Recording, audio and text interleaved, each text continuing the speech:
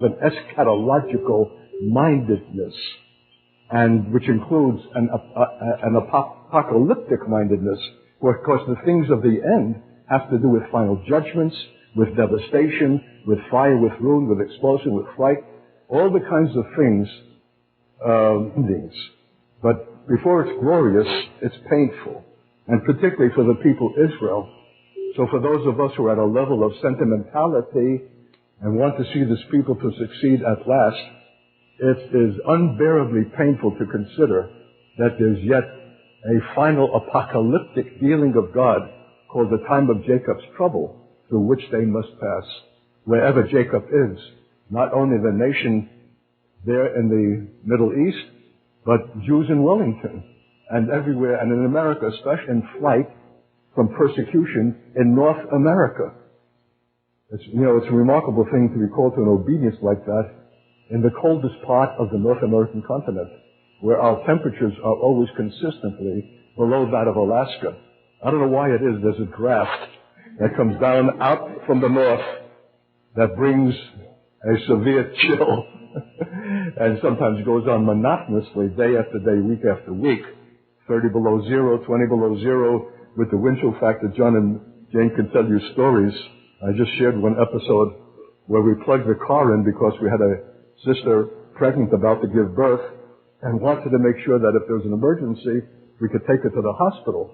So we plugged the car in. All of our cars have plugs so that the oil in the, will be fluid. The next morning there was crisis. I don't know what the wind chill factor was with the cold. It was severe. Well, the engine started, but the transmission was frozen stiff, and the gears could not be shifted. And finally, we got a doctor from the Indian reservation to come and save her life. So we lived in place of peril, trial, struggle that magnifies every issue and saves us from dreamlike fancy of what we are, so long as our life only consists of succession of Sundays. But when it includes Monday and every day of the week with the same people in a severe environment, living beneath the standard of poverty established by the United States government, then you have a formula in which the deep and true issues of life are going to be expressed and are going to require. So that a year in that environment is more conducive to true maturity than 10 or more years in the happiest and best of charismatic fellowships if they're confined only to Sundays and midweek services. That was our environment, our formative life. The powers of the air know whom to fear. They know whom to respect. And maybe of all the prophecies that have been spoken to me over the years, the one that I perhaps cherish more than many is that the powers of the air will fear you, Art. They will be in dread at the sound of your voice. Your presence will terrify them. I'd like to see that fulfillment. And I gave an invitation to ministers in the Philippines. What would you rather do, impress men or terrify the powers of the air? These precious brown brothers, all of whom have come out of poverty and are enjoying three-piece suits and a salary, food on the table, even a secretary in some instances, were faced with a question of, do you want to advance in that religious system and defer to men and find favor with men and advancement and continuation in that religious security? Or would you prefer to be a terror to the powers of the air? In order to be the latter, you have to forsake the desire for the approval of men and the promotion that comes from it, and risk even the measure of security that you're enjoying now with the prospect of going back to the frightful conditions of poverty out of which you've come. I've never seen men rise to an invitation with more trembling than that invitation in the Philippines. Whew, my Lord. They knew exactly what was being required, because so long as they are deferential to men and concerned with success and escalation in a system, the powers of the air will only yawn in their face. But when they declare a death sentence on self-interest and an end to poverty, and want to be this kind of threat to those powers that brood over every city of their land, is going to take a rejection of the one to obtain the other. And they rose with a real appropriation of death and of the cross. It was a historic occasion. I'll never forget it. I came out sweating because the place itself was hot. I had poured out my soul, bringing them to this climax of choice, which was not in my thought when the message began. But it was the logic of the message to give such a call. We stood on the sidewalk, the brother with me from Ben Israel, sweating. I said, Lord, what I would love right now is just to be on my back in a pool. Where do you think we were within an hour? I was on my back in a pool in one of the most lush private clubs in a hotel in that city, because the Filipino woman who was chauffeuring us about was a member. All you have to do is just breathe for the Lord and intimate, and there it is. I'm calling men to lay down their lives in utter consecration, and there I am on my back. Such are the paradoxes of the faith that if they knew, they would say, Katz, thou hypocrite. But you know, when you've paid your dues, you can speak like that to men. And you can be in Egypt, and you can be in third world countries, and they don't have to know that you've lived for 30 years in a standard that is lower than their own. You don't have to announce it, but something is conveyed of the reality that has settled as a spiritual residue in your inmost being that somehow touches every word that proceeds from you with a quality of reality that it would not have if you were the typical American Holiday Inn specialist flitting from hotel to hotel and meeting to meeting. And so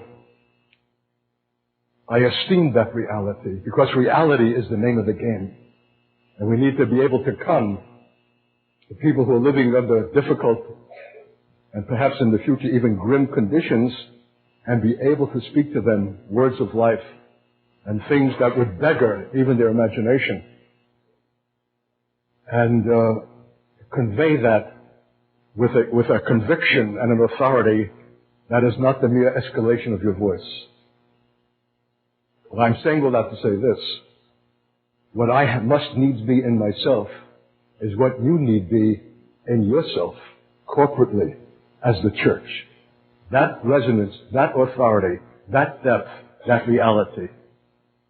And I know that you don't have sub-zero climates to which to run, but when you open yourself to the Lord to be such a people, He has ways to temper the soul and to fit you to be part of something that can be rightly called apostolic and prophetic, which includes this radical, not just an acknowledgement, a radical anticipation of the end, where it would not be exaggeration to say it's going to be marked by suffering. There's going to be conflict. In fact, I have never been more ravaged spiritually in my history in service to the Lord than here in Wellington.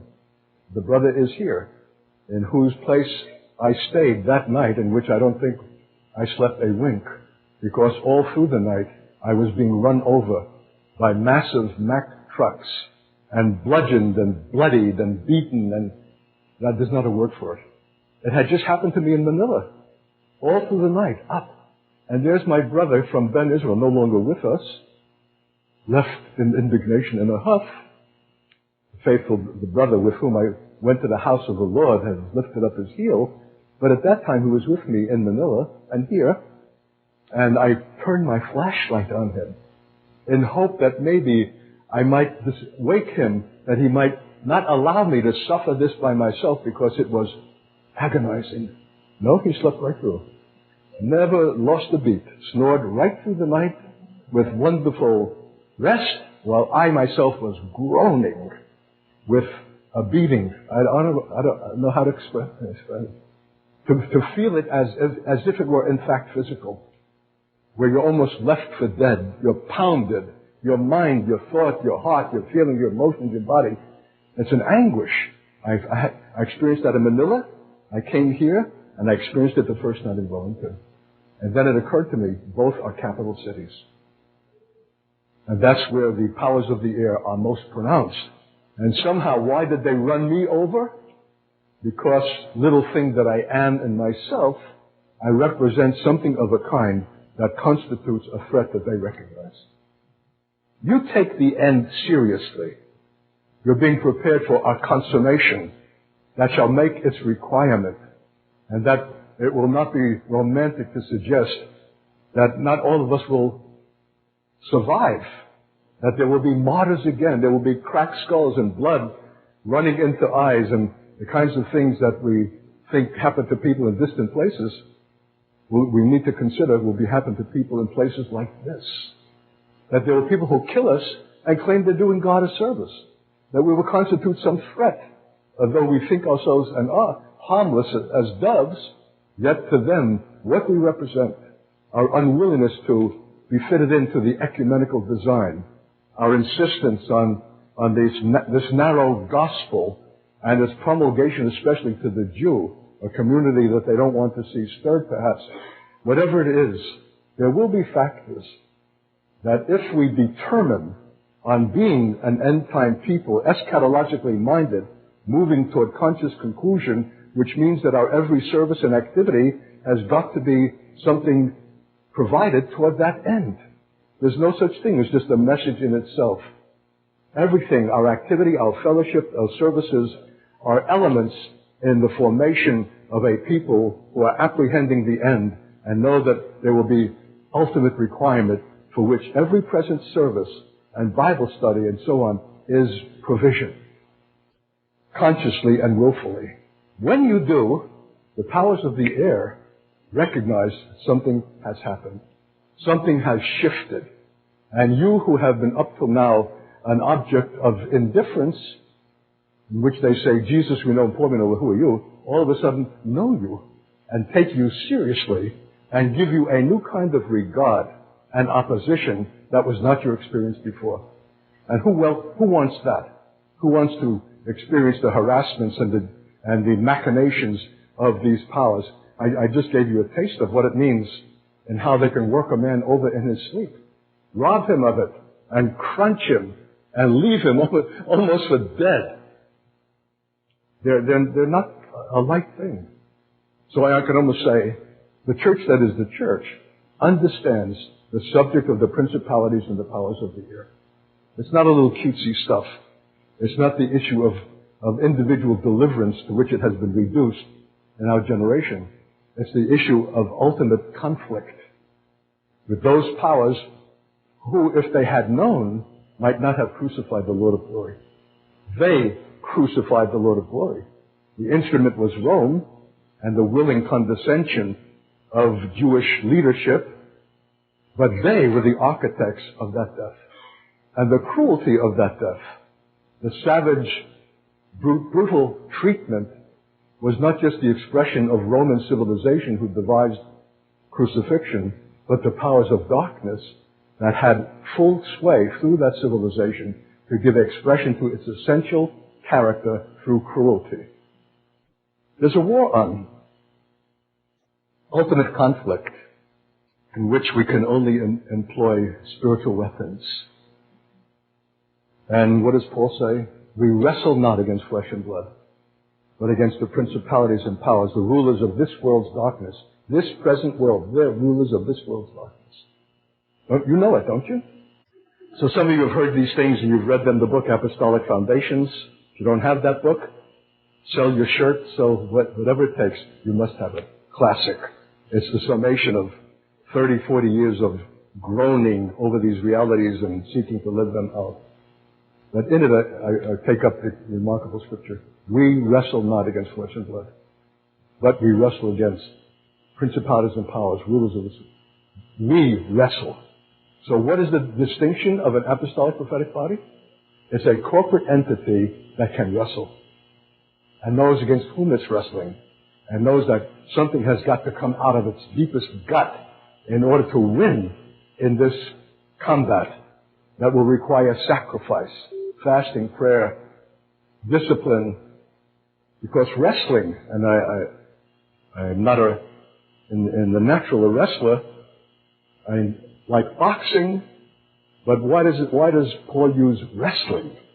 Because wrestling is the summation not just of a man's skill and strength, but his grit, his moral determination that he cannot conceive of losing. And whatever it takes in preparation, in investment, in sacrifice, to be part of a corporate entity that can wrestle, because it's a we that wrestles. It's not an individual virtuoso. We wrestle. And unless we are a we, there's no wrestling at all. But to be that we means to go from our privatistic assemblage of individualities into an entity that is corporate and is the church that can wrestle.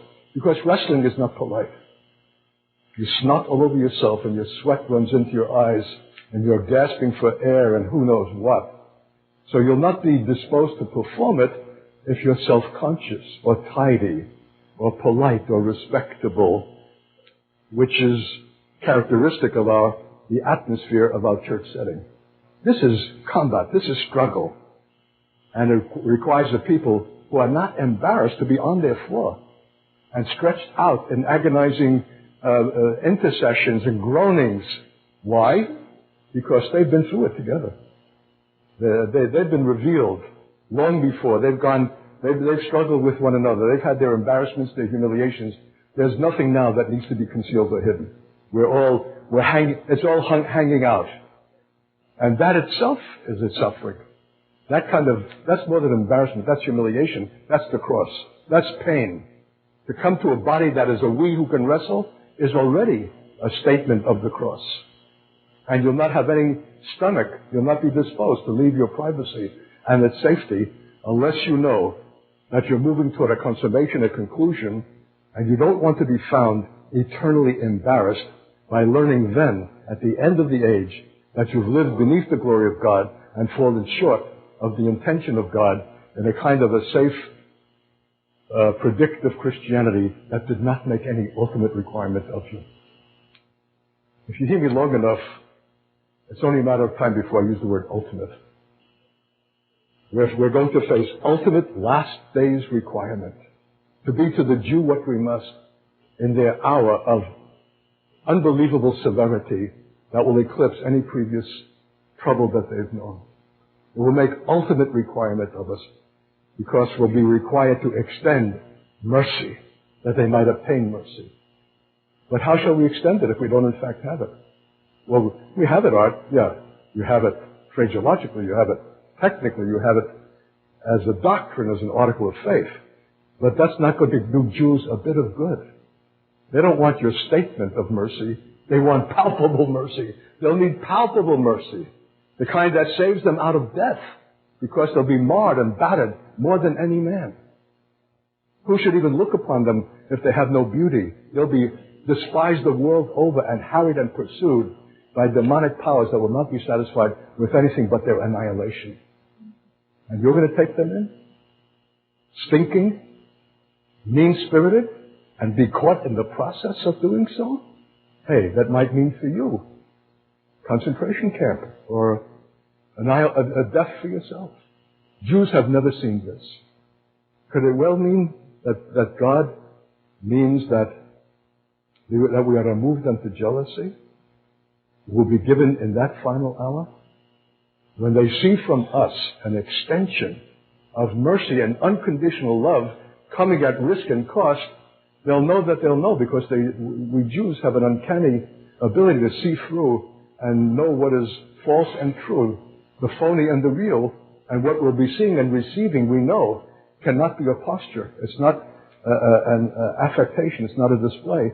Something deeply authentic, which is very God, is coming to us through Gentiles at risk of their lives while we're hated. Well, why don't they hate us? There's something unusual about this people. They're so in God, and it's His mercy they're extending, because these are the least of His brethren. How do we come to that condition? And ought we not to be preparing for it now? To be conscious of the end is not merely to have a theological disposition, but a practical recognition that that end is going to require something that is not presently available in practicality or in our character. We're not there spiritually or morally, and we'll never get there independent of our brethren. We'll get there only with those of like mind and heart who are being formed together to be such a body. That, by its nature, it requires more than Sunday services. So how much are we willing to be required of? And how far are we willing to go? Am I just spitting out my final breath in vain? That there's no real intention to be an apostolic and prophetic entity in this nation? You don't mind talking about it and reading it and letting it infuse your coffee table conversation, but the reality that has got to be such that Jews will recognize very God in what you're able to extend, because you have a mercy to extend and not just the principle of it or the thought of it as an article of faith. How did you obtain that mercy? Through your own struggle. I'll tell you what, dear saints, to go from this privatistic and anonymous thing called church today, where nothing is required of us but the dollar in the collection plate and the singing of the hymns, into the kind of facticity that I'm putting before you is clearly an ultimate challenge, ultimate requirement. Multiple deaths. I've suffered more at Ben Israel than I have suffered anywhere in the world against Jews who are hostile against me or any factor in the world. My greatest suffering has come in the body, which is the church. Misunderstanding, spitting your guts out, being called an enemy of the gospel, and you've sacrificed everything, or your humiliation of your wife yelling out for everyone to hear, go tell them what a great saint you are. All of the embarrassments and things that could have been concealed if we had lived privately now come out in abundance in the reality that community is. It's a suffering sense. And the only way to get through it, to achieve its purpose, is to receive mercy. We need mercy.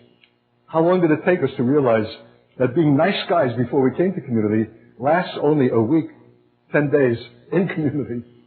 We're not nice guys enough. And the communion, the plastic little thing with the wafer that we had to tolerate once a month, it was grim and mechanical. And we were glad when it was over and thought, well, we'll come to community. Enough of that nonsense. You know what the strange thing was? We couldn't wait. Not just once a month, once a week. And then it became every day. And we couldn't afford wine, we had water. But for us, it was water turned to wine because we needed the substance and spirit and essence and power of the life of God merely to be to each other what we ought. So this is going to mean a whole renaissance and review and fresh esteem for the sacraments of God, which have fallen into disuse or into trivial employment because our life has not been earnest enough. Get earnest. Determined to be this, you'll rush to the communion table. And you'll be like me. Beside the occasions when you take it together with your brethren, you'll be taking it every morning by yourself.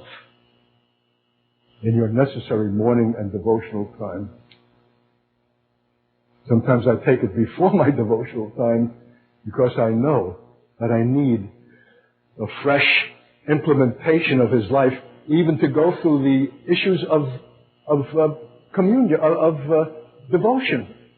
I can't do Oswald Chambers' Justice and Spurgeon and my other readings and the Psalm for the day and the chapter out of Proverbs. It'll just be mechanical hash unless I'm coming to it with an intensity and seeking its application and being moved to references in Scripture in which, before you know it, 2 hours are gone. It's an exertion. I need even communion just for the process of devotion, let alone its outworking. So you'll know that you're on the right track when you can't wait for the next occasion to take the Lord's body and the Lord's blood. And you'll no longer ever be satisfied to call either of those emblems. The words will jam in your throat. Emblems? This is substance. This is spirit. This is life. And we need it, for we live through Him and by Him and for Him and unto Him, as Paul has said. For of Him and through Him and to Him are all things, to whom be glory forever. Do you know what I say to this body that I'm describing for you? Hypothetical body that has this end-time view and is able to wrestle? It is also insanely jealous for the glory of God. Figure that one out. So much so, they're willing for every sacrifice. So much so, they can bear the humility of community. They can bear the being misunderstood and all of the struggles and whatsoever is required. Because they don't want to fall short of His glory. This is the distinctive of Paul. Take the jealousy of God's glory out from Paul, and you no longer have Paul. This is the wellspring. This is the animus for his apostolic life. The jealousy for God's glory, not the success of the denomination or our ministry or whatever other lesser thing occupies us and we think sufficient motivation. Only the jealousy for God's glory will enable you to be His fool. Only the jealousy for His glory will enable you to be for Israel, for the Jew, what you must. Because Paul's identification with Israel and his brilliant statement of the mystery of Israel in the church was not because of his own human and natural identification with his kinsman as a Jew. When he begins chapter 9 with, I would wish myself a curse for my brethren's sake, it's not a man speaking out of his racial, ethnic identification. It's a man speaking out of his apostolicity. Because he wants their redemption, not from the level of a Jew as a Jew, but as an apostle for the glory of God. So the whole great statement ends with, for of Him and through Him and to Him are all things, to whom be glory forever. If I could do any last thing for the Church of New Zealand, if I had the means, I would give you a shot. I would give you an injection of the jealousy for the glory of God. If I had any one thing that I could dispense, I would give you that. Because if you have that, everything else follows. And we'll not get it by any means except being infused by the life of God, which is by its nature is a jealousy for His glory. That's an apostolic distinctive that we need to query, search, pray for, obtain, or we will fall short of the kind of life of sacrifice that true church will require. Only His jealousy for glory will enable us to bear Jews in their mean-spirited ingratitude when we encounter them or they encounter us in the last days. If you're easy to be brought to a huff and a puff, and you're not receiving appreciation for your sacrifice, and if that's the way they're going to be, well, tough on them. You will have missed the historic moment for which all things have been moving from the beginning to the end. Because we read of Ezekiel in chapter 20, I will meet with you, God says to Israel, with a fury poured out, twice it's spoken, in the wilderness of the nations. Because the stratagem of God will not be the shortest distance between 2 points, but uprooting sophisticated, urbane Jews who have never cried to God. You'll get this morning's tape. Will find themselves in such places of remoteness and obscurity and hiddenness and fear that they need to be encountered by those who in the mercy extended will see the face of God and not mere religious obligation. If they see only your dutiful, obligatory, evangelical face, we have missed the historic moment. They've got to see a strange people who can take their abuse, take their mean-spirited attitude, their anger, because they're going to interpret this last uprooting, this anti-Semitism, as another expression of the bankruptcy of Christianity, just as they have interpreted the Nazi Holocaust, and which to some degree is true. It's something like my experience and encounter with my Jewish kinsmen when I speak at university campuses as an ex-Marxist, and they see the name Katz, and I come into collision with them, and the anger sometimes is vitriolic. You know how Jews look at a man like me? He's a traitor. Why else would a Jew in his right mind become a Christian and promulgate that Christianity to Jews and dissuade them from their Judaism to adopt some kind of pagan hocus pocus of some myth of death and resurrection and virgin birth, and dissuade us from our historic truth? That man has got to be a traitor. He's in it for something. He can't be in his right mind. So there you stand, and they hold you accountable for the Holocaust, for the pogroms, for the persecutions, for the crusaders and the wholesale obliteration of Jewish communities as they travel through Europe and looted and pillaged and raped. I'm just reading a book right now, David Barron. Before I fell asleep this afternoon, as long as I could keep my eyes open, I was reading about the treatment of the Jews in the Middle Ages. God! Germany, France, England, the expulsions, the looting of them by their removal because they were in the banking business, which a Christian could not require usury. So they were functioning in a role that would bring envy, resentment, and bitterness to those who have to pay interest to Jews and watch them prosper. And the way in which you can be saved from having to pay back is to kill them, take their possessions, and appropriate and loot their possessions. It's a bloodbath, you dear saints. Do your homework for God's sake and read what this people have suffered at the hands of ostensible Christians. The Pope, the bishops, they ran into the castles for protection. They could not obtain it. The doors burst down, and it was be baptized or die. And they died, sanctifying the name of the Lord, killing their own wives, killing their own children, and appointing someone who would kill them and then lead to his own destruction. Women weighted down their clothing with stones and jumped into rivers and streams, holding their children, who would rather perish than face the prospect of baptism. That's the history. And every Jew knows it without studying. He's intuitive. He's taken it up with his mother's milk. It's in the air. Christianity has been our undoing. Of course, they can't distinguish between born again. It's all Christian. My mother wondered how I could ever go to Germany, who would not set her foot in a Volkswagen.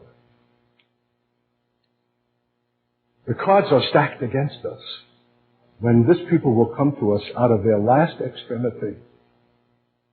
And what we are to them will be the issue of their survival, their redemption, and their return to Zion, that there might be everlasting joy upon their heads, mourning and sighing fleeing away. You cannot have a view of the end and omit God's final dealings with Israel. To a time of Jacob's trouble and universal sifting through all nations, as we're told in Amos 9, I will sift you through all nations. Better to believe that, anticipate that, and prepare for that, even if it does not come, than it should come and find you unprepared, overwhelmed. Because when it does come, I'll tell you this, it will come suddenly. I'm still on the first paragraph.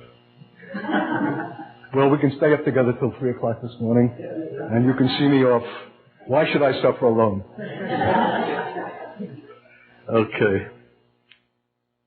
When the powers of the air see us with this disposition, this willingness, this embrace, this mentality, we're marked.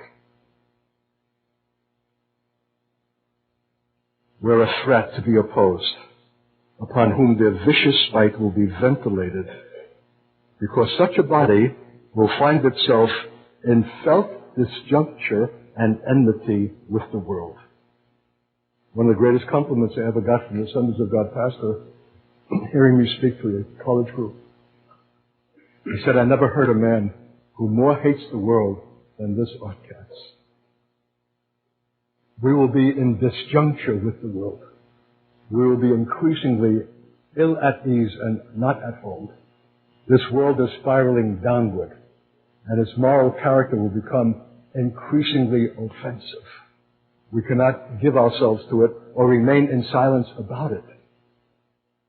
Something will be required from us. We will be in increasing disjuncture with the world, and the friction will be evident with our kids in school, society, of things that are taking place. And that is a necessary characteristic of such a church. It's conscious of the evil that is in the world and knows its origin from below. Its values, its systems, its false values will be more and more acutely discerned and repudiated. You know, when I had the TV set removed from my house years ago, when I came in one evening and all of the kids from the community were glued to this TV set, and they were watching something about the Olympics and the love affair between a Russian woman athlete and an American. There was no sex. There was no foul language. There was nothing in it that was visibly vile. And when I saw what they were watching, something rose up in me in such indignation that I did not even have a moment to explain myself. I didn't just shut the cotton picking thing off. I pulled out the plug. And that thing was out of the house the next day. Because there's nothing more vile, more dangerous, more evil than that which purports to be good.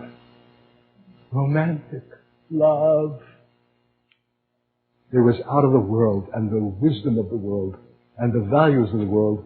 And here are the children of our community sucking it up as if it were going out of style. They would have been less effective if they had watched pure pornography than to see something that is ostensibly good and romantic, but utterly false, and the values of which are vile if you can but see it. And you need to see it. I don't know of a church in any other nation, perhaps Switzerland, that has as much requirement to see through the things that are apparent to the things that are real than the Church of New Zealand. I myself would be a goner if I lived here. I'd be seduced by the environment, the beauty of it, the clear skies, the sun, the whole thing needs to be contended against and seen through. You have to develop a faculty to see through the things that are apparent to the things that are real. In a word, you have to become like Paul, seeing the things that are invisible and eternal. And the eternal weight of glory will give you a proper seeing toward the things that are visible, while the powers of the world want to suck you in and draw you in to say that what is visible constitutes what is real. I'll tell you what, if you persist in this, and it won't be easy, and you'll be a marked person because you'll be looked upon as sour or disgruntled, or what's wrong with this? All the other kids are doing it. My friend's mother lets him do it. No. Why are you so upset over something that does not seem to be apparently evil? That's why it's evil. What does it say? In the last days, perilous times shall come. Men shall become lovers of self, lovers of pleasure, more than lovers of God. Why doesn't the Scripture say in the last days, dangerous times will come? That's a word we're more familiar with. Perilous? What's the difference between perilous and dangerous? And if you're not asking questions like that, you're not the biblical exegete that you must become. Theology is not for theologians only. It's our inheritance, our legacy. We need to be reading these giants and studying them. Karl Barth on Romans and John Stott and various other commentators and the Treasury of David and Spurgeon and being able to draw out and compare word for word. When we come to perilous, we need to stop and hold that word in suspension and dwell upon it. What's the difference between peril and danger? Danger is evident. There's the sign, danger. But peril is hidden, unseen, disguised, clothed, made to appear as something other than what it in fact is.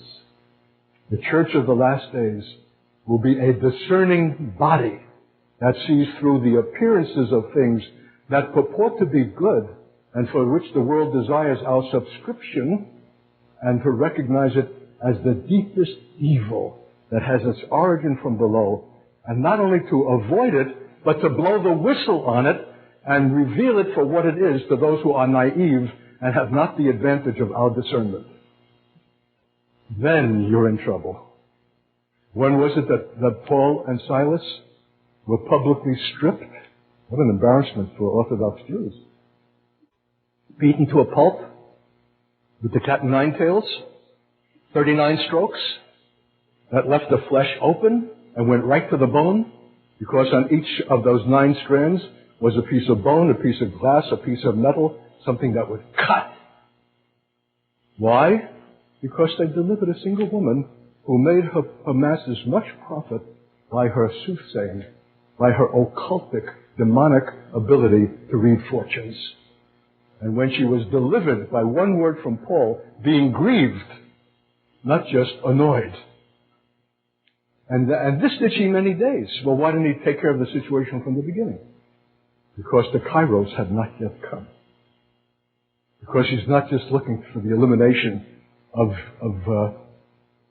inconvenience or annoyance. He's a man in God. And there came a moment in God when the Lord had him to turn and say, come out of her. And it came out that very hour. And when her masters saw that their hope of profit was gone, when they had touched the profit motive, when they had put their finger on the pulse of the world and the heart of its system, they were dragged before the authorities out into the place where the action really is. And these men, being Jews who exceedingly trouble our city, and they caught it. They were beaten to a pulp, thrown into the dungeon, and be made fast in bonds in the lower dungeon in the stink of that excreta and urine and the moanings of prisoners. They had touched the world system at its heart. Profit. I'm not calling for some kind of adolescent socialism and anti-capitalism. It's much deeper than that. God is calling for an erudite, mature seeing of the world as system, predicated on false values to which the whole of humanity has been conscripted, spitting out their lives in meaningless activity without any consciousness whatever that the purpose of life is being found of God and being fitted for eternity, caught up with merchandise and having and spending and getting. Their kids are the prime object of the giants of commerce of our time. What kind of Nike shoes they're wearing. The black kids in America wear their uniforms. Baggy dungarees and shirt out of their pants and a big T-shirt. Everything is oversized, capped backwards, ostentatious jewelry, even with a cross, a jacket of a certain sport kind, the current sport shoe that is now most to be desired with air. They'll murder to get it. And if they have not that uniform on, how does a kid dare go to school and suffer the reproach and the rejection of his peers because he's not appropriately dressed? He can have on his back $100 to $200 worth of junk. And he better have it if he's going to get by socially. They're manipulated. They have become the objects of commerce, and they themselves are being made merchandise. The souls of men are being made merchandise. Not so bad here as in America, but how long will it take you to play catch up? So those who are apostolic and prophetic corporately have a maturity and an insight, a discernment, a sensitivity to see through the things that are apparent to the things that are real. Because after all, what in the last analysis does apostolic mean if it doesn't mean real? If it doesn't mean reality? What is that reality? How is it obtained? How is it maintained? Whatever it is, it's going to be different in every point and particular to what the world offers and has men to pursue. We will be in opposition. And we'll blow the whistle on it because people are going insane. They're berserk. Their lifestyles, their misuse of time and energy, their bodies, obesity. In America, 1/3 of all Americans are obese. Not just overweight, obese. And we're talking about kids before they've entered their adolescence. They're already mountains of flesh because of the fast food business and the various other aspects of the culture, drinking pop and sugar and all of that jazz and living in an undisciplined way. How shall they have a disciplined home? They have only one parent if they have one. Everything is a quick fix and energy. So there's a kind of a madness for which that God has called the church to be an island of sanity in a world going increasingly berserk. Now we need to turn to the woman and cast that spirit out from her, that she herself should not be a piece of merchandise.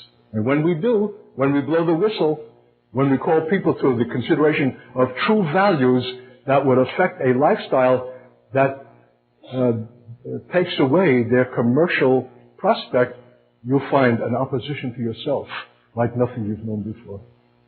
It gave to Paul and Silas grounds for extreme beatings and thrown into the lower dungeon fast with their hands and feet in stocks without any hope of deliverance and the sure assurance of gangrene and death by a man who was faithful to the heavenly vision. And all he did was find a woman who's a soul of purple and a former demoniac. And there was the enemy at his elbow saying, you really missed the Lord. Look what it's got you. You thought that you were being faithful to the heavenly vision, and now you're in a place in the world outside from Asia, no contact with the sending body. You'll rot and die in gangrene, and it was all futile. There was no numerical increase. Only 2 souls were affected, and you're finished. And at midnight, it says, Paul and Silas prayed and sang praises to God. You know it's a privilege to suffer for Christ's sake? When Jews see you willing to bear the prospect of suffering in the extension of your mercy to them, not grimly but joyously, they will be out of their skulls.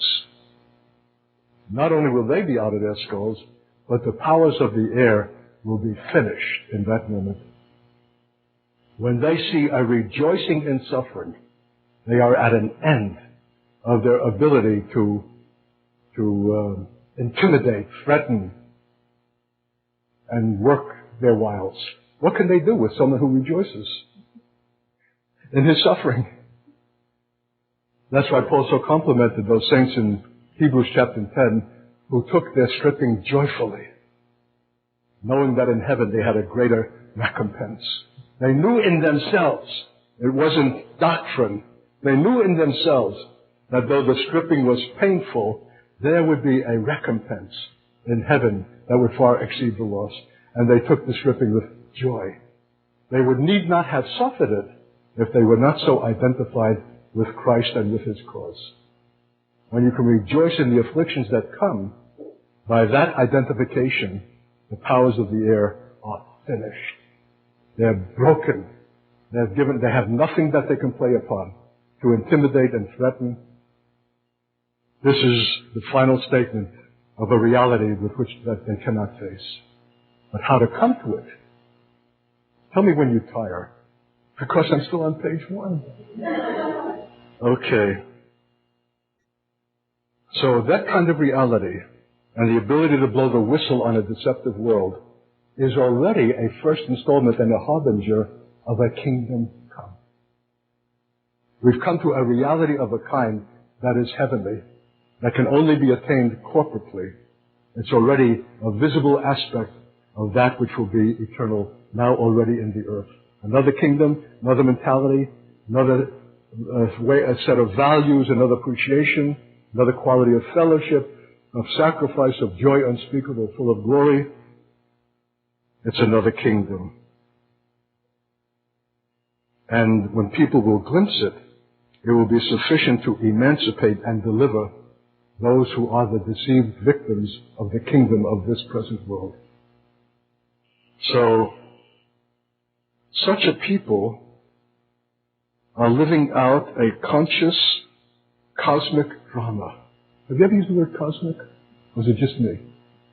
Is there something in me that likes the grandiose? Or is this elementary to true faith? We are involved in a cosmic, moral drama. We're privileged to be called to be participants in its outworking and in its consummation.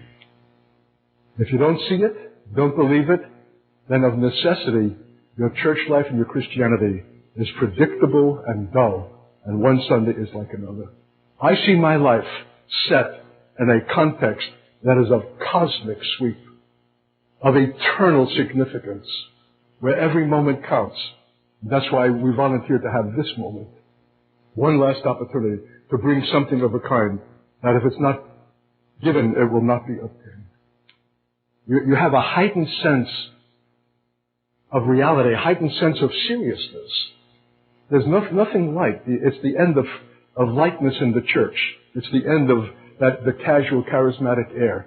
There's a new seriousness that comes into the body, a high seriousness, but it doesn't make you morbid. It doesn't make you an object of being strange in that way, though you will be a stranger, pilgrim, sojourner. Seriousness is appropriate to what we are about as saints. We're involved and called to a great cosmic drama that had its inception even before the advent of history. It was in God's heart and mind when He created what He has. It required the coming of His Son in painful death and sacrifice as to be the pivot and hub of the whole unfolding of this redemptive drama. And the genius in the heart of it is moral. When have you spoken that word last? When have you seen that the issues that are before you, whatever their content, is in the last analysis a moral issue? That we are not permitted the luxury of silence when something is happening in our society, like the legalization of prostitution, and I was told today, 12, 13, 14-year-old kids selling themselves for $5 a bang. To be silent and know that is to be immoral or amoral. If the church loses its moral character, it's lost everything. And God's intention to give men the dignity they deserve is in their moral life. We have to be guardians and jealous for what is moral, cultivate the sense of it, see the issue that is at hand and its moral root. I've written letters to the editor in Bemidji, Minnesota. Whether they're publishing, I'm writing letters to Jewish men that come to, I'm living in New York City now. I attend lectures, debates and forums, and if I can't raise a question publicly, I'll sit down later and send the speaker an email letter, and then send copies of it to the 3 Jewish publications. Only in one instance was I published. But here's the point. Whether I'm published or not, whether these men will receive my letter or not, I am not at liberty to be silent. I have got to respond. There's a moral requirement that does not allow for my passivity. It's not whether it will be received or whether it will work. It's rather a matter that what we are in God requires something to be expressed, even if it falls on deaf ears. It's not the issue of utility. It's the issue of what is moral. When we come to a church of this kind, the issue of the gifts of the Spirit and of the Holy Spirit is no longer a denominational question. That is only the prerogative of Pentecostals or Charismatics. It becomes the imperative for all the church. This is God's nuts and bolts provision for the church of the last days, fighting it out and struggling against the world and dealing with the powers of the air, being formed into community and taking the purpose of its being seriously, needs all of the panoply and blessedness of God's exquisite gift of His Spirit and its expression. Because we're going to face unforeseen circumstances for which no past experience will have prepared us. And in that moment, we will need to hear a prophetic word. We will need to hear a tongue and an interpretation. We will need to receive an explicit direction because we are at a crossroad where one wrong misstep will be fatal for ourselves and for others.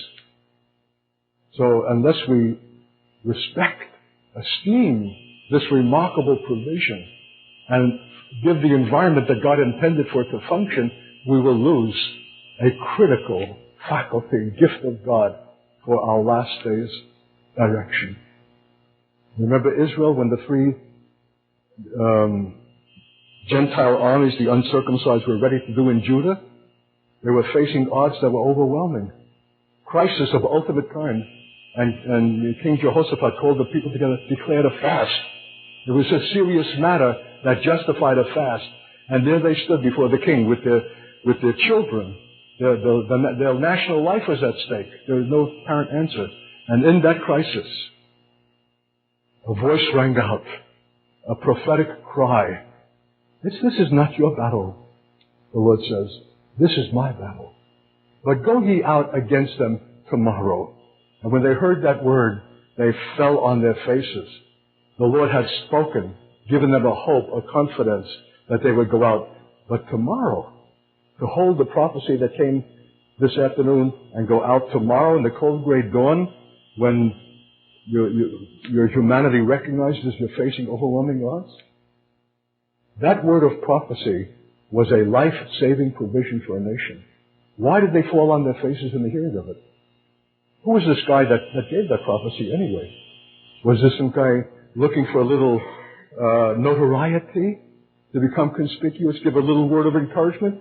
Because if that was not God's word and they go out tomorrow, they're dead. But when they heard the word, they went down on their faces and worshiped the Lord. Why? Because we're even told who it is who spoke that.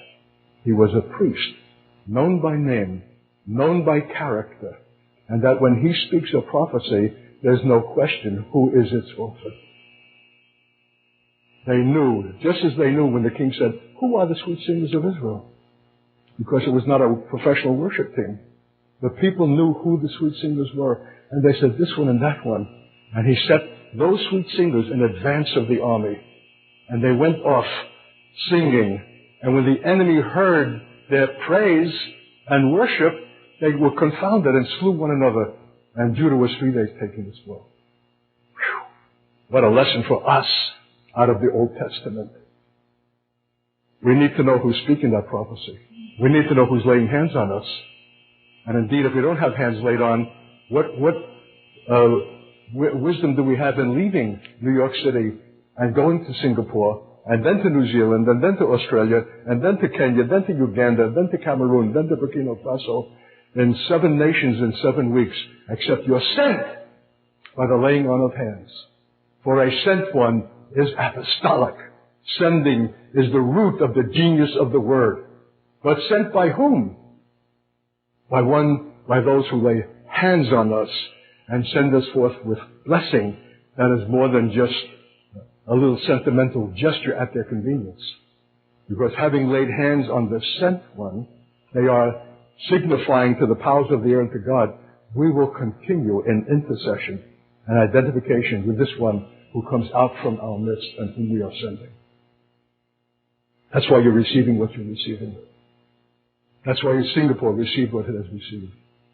That's why what we spoke in the tapes that my brother made at the retreat that just ended yesterday are sublime. What a rhema from God. What the pre-incarnate Christ. Who has ever considered and must consider if we are to give God the reckoning and the glory that is His by factoring in what He was even before He came. never before spoken. Starting in Singapore, with dread. How do you begin with 700 Chinese? On the issue of sin and judgment. Paralyzing, except we're sent. Sending is everything, saints. And in the last analysis, if I had the time and you had the disposition, everything here is calculated to make you a sending body. That we know whose hands they are that are laid upon us. Because I'm not going to let any character who wants to get into the act lay hands on me. Because whatever he is in his moral character and life will be transmuted. I will lose something. Something will be removed. I'll be dulled if a character of that kind lays hands on me. I want to know who they are. I want to be in relationship with them in a continuous way. I know the character of their life, and I can receive that blessing. We need to come back again to these elementary realities that the first church knew. That was a glory to God and was the expression of His power. This is just page 1, and we can hardly bear it, to hear it, let alone to affect it. So, because I'm full of mercy, I'll not go further. But pray blessing on the Church of New Zealand. But enough has been said that if we aptly dwell upon it, the rest will follow. So bless this congregation, Lord. I don't know where you got them. And the sudden notice of a meeting that was just haphazardly struck because there was somehow time to be found for it. And insert this, my God, together with all the rich volume of the speakings that have issued in these days, and let it come into the very foundations of the church. Let there even be a determination tonight by as many as have ears to hear that God is requiring. There's something more than what we understood, and it's going to require sacrifice to obtain.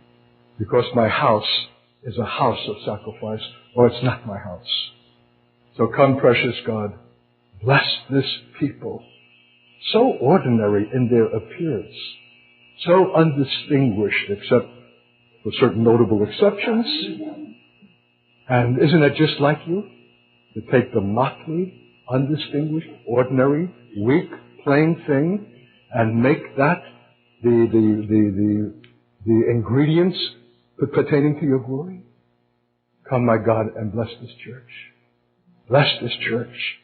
And may my Jewish kinsmen, who have not even a whisper of understanding of what is being spoken and expressed and transacted here tonight, be the recipients in a soon enough coming time that when it comes will come suddenly, but will not find the Church of New Zealand unprepared. That is the church.